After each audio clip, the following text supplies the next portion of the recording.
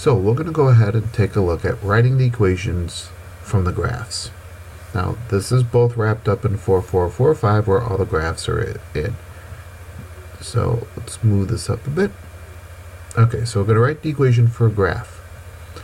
A couple of things, again, definitions. Amplitude was half the height. So if this here is if this is the height from top to bottom of this sine or cosine curve, which we don't know yet, the amplitude is half of that. Well, to get that distance, the height, we could just take our maximum value minus the minimum. That's how we do distance.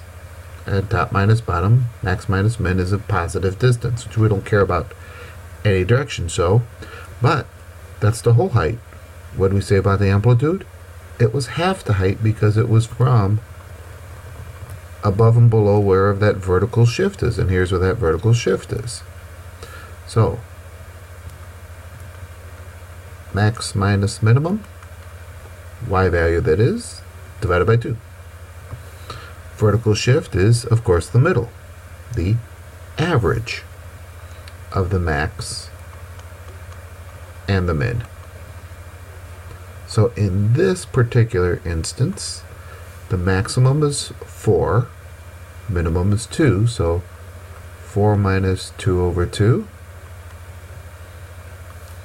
The vertical shift is the average of the, so 4 plus 2 over 2. Now, you could probably look at this and say, that's it, because you can just see it. Exactly.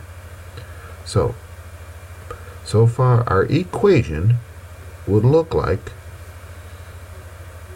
I'll put it over here. Y equals vertical shift of 3 plus amplitude. And now what about the horizontal? We haven't figured out the trig yet, so sine or cosine, we'll get to that later. So now, period. Well, how long does it take to repeat? So we could take either from a maximum value, and what is that distance to get to the next maximum? Or we could go from a minimum to a minimum. In fact, the period is any corresponding point. So like this here at the vertical shift, but its direction is going down, decreasing through the vertical shift, we would have to go all the way out to here to get the corresponding point. So that's why I usually look for max or mins. So this one's nice to go from 0 to pi. So what is the distance between 0 and pi? Now, how do we get b? How do we get that value that we're going to plug here in that equation? Oh, wait, remember, the period was 2 pi divided by b, the coefficient of x. Well, solve for b. B then is equal to 2 pi over the period. So in this instance, that would be 2 pi over pi, or 2. So I'm leaving space open for the trig, so that would be the parentheses 2x minus, and of course the phase shift goes in here. So this is where this phase shift goes. Now, what about the phase shift? Well, it depends what we pick, sine or cosine. Because if we pick cosine, remember the phase shift is really, quote, the start. Where do we start? At what x value do we start? So if we would pick cosine for our graph, cosine starts where? And so at what x value that is? Negative pi over 2. Now we want to pick, oh wait, could we use this one instead? Absolutely. We could use that phase shift.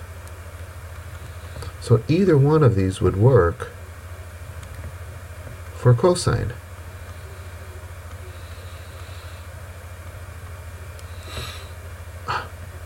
I know some of you probably want to use sine. Okay, fine. Oops. Y equals 3 plus 1 sine of 2x minus, where's the phase shift? Phase shift for sine, where does sine start? Right, at the vertical shift. And moves which way then? Up, goes to the max or min? So that could be right here. Going up, which is at pi over 4. So it depends upon which trig function you pick. Now, if you really, really want to get weird, or not weird, extravagant and inventive, start looking at some negatives multiplied to your trig function. You could try that. Okay, so let's look at example 2. So our same 4 values. So what's the amplitude? So what's our maximum and min value? So I like to go, actually could write it there. You could write it over here. So our max is 2.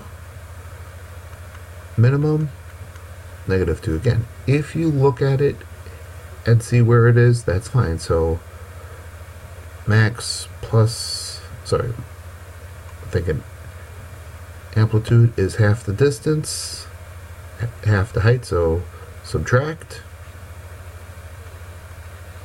the vertical shift. That is the average, so that's 2 plus a -2 over 2. Period. How long does it take to repeat? So let's see, if we look at a maximum, the next maximum. So what is the distance from 5 pi over 3 to negative pi over 3? Distance, difference.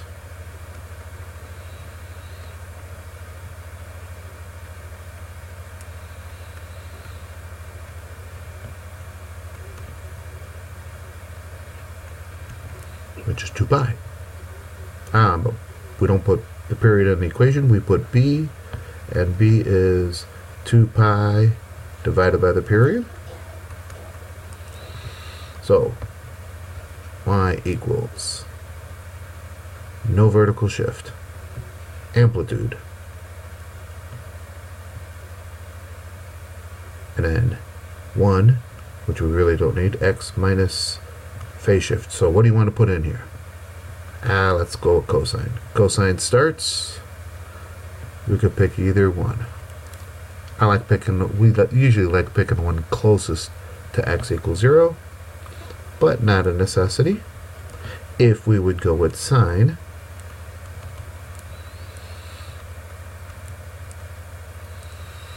sine is going through the vertical shift, so that's right along here, going up to either that point or over here at that point. Again, that might be a little bit more difficult to try to read, but look, it looks halfway, so if we're thinking halfway kind of thing, then between pi and 4 pi over 3, or 3 over 3 plus 4 over 3, average 3 over 3, 4 over 3, or going to be a pi over 6, so 1, 2, 3, 4, 5, 6 pi over 6, 7 pi over 6. Or even, that would be 1, 2, 3, 4, -5 pi over 6. Either one works.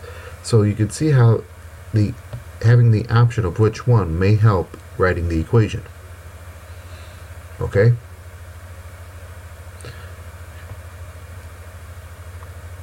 How about this?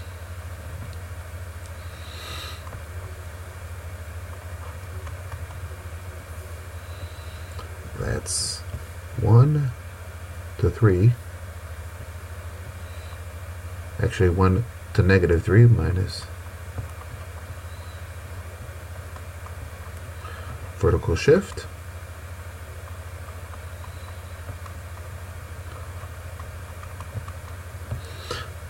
And it makes it seem right there. Period. Again, pick nice ones. So this here, that's nice. To there. Distance from -1 to 1. Or 1 minus a -1. So B.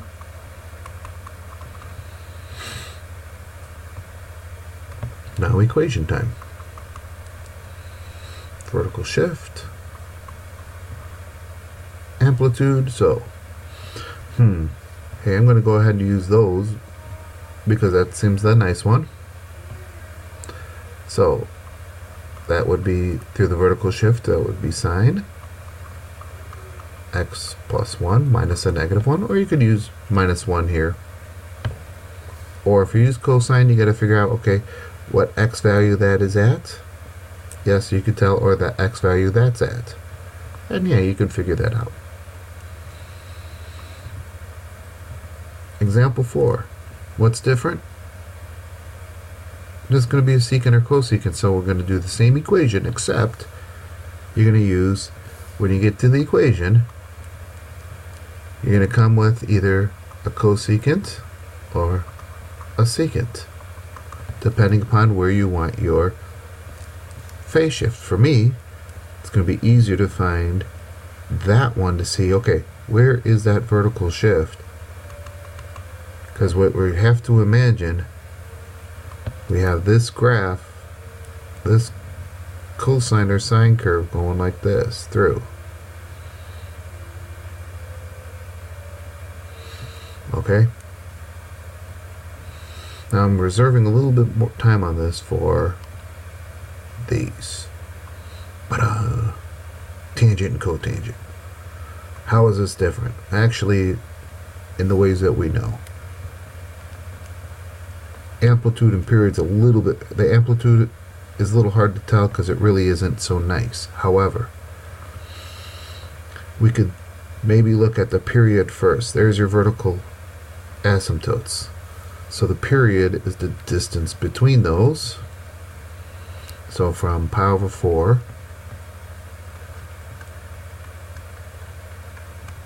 to negative pi, or the distance between that. We'll find the B in a second. So now, for the vertical shift, what value is halfway in between?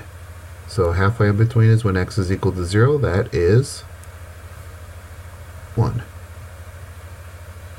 Okay, so that's half. So now what's the quarter?